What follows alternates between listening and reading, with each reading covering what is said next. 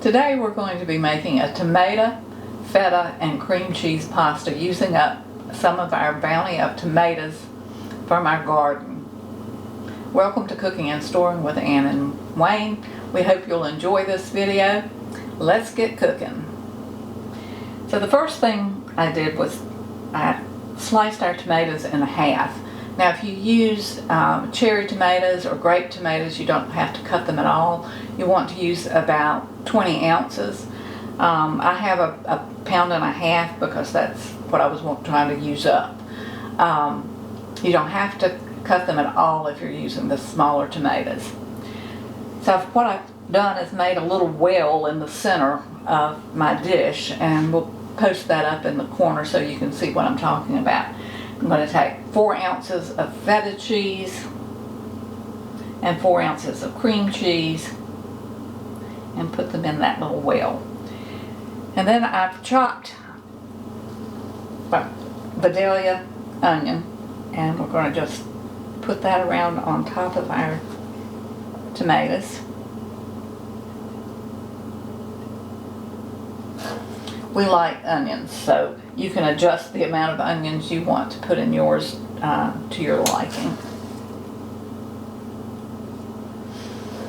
So to this now we're going to add some salt. We won't take a lot of salt because the feta is fairly salty. And then we're going to put some black pepper.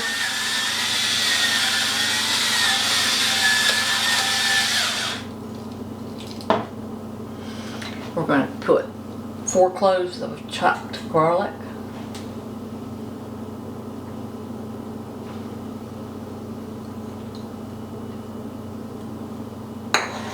And about a half a cup of olive oil.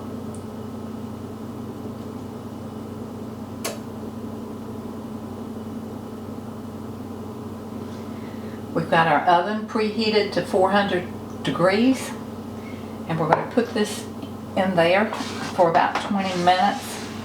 Then we're going to take it out and stir everything together, and then we will cook our pasta. Put this back in the oven for about 10 minutes while the pasta cooks. It's been about 20 minutes, so we're going to take our tomatoes and cheese out of the oven and give it a good stir. I've got a pot of water on boiling for our pasta.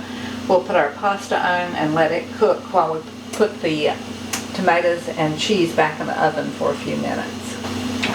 Alright, we're just going to take the back of a spoon and try to mash our cheeses up a little bit and stir them in with our tomatoes. Mash our tomatoes a little bit.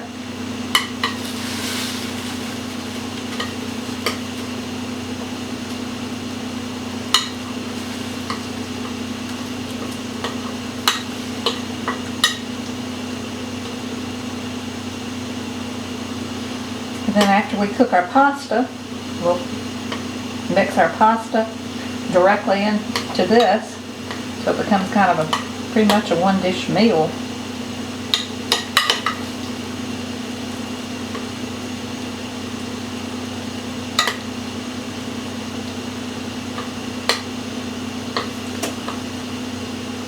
Well, if you don't get them all mashed first go around, when you mix your pasta in, you can finish mashing them to your liking at that point.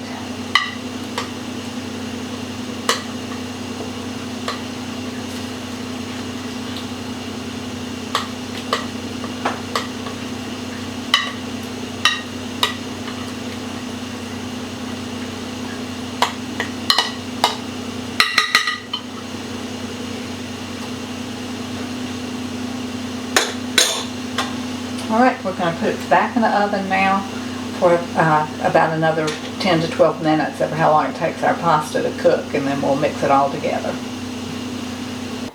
Okay, so now we've taken our tomatoes and cheese out of the oven, and as you can see, the juices from the tomatoes combined with the cheese and has made this wonderful sauce. We've cooked our pasta. We're using a penne pasta today because it's got the hole through the center, but it's got the little grooves around the side too, and your sauce will stick to it a lot better than a smooth pasta. So we're going to take this and just pour it in.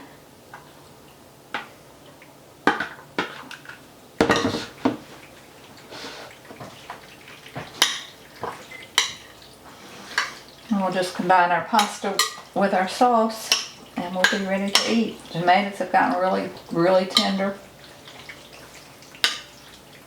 The onions, I don't even see the onions. I think they cooked down so much.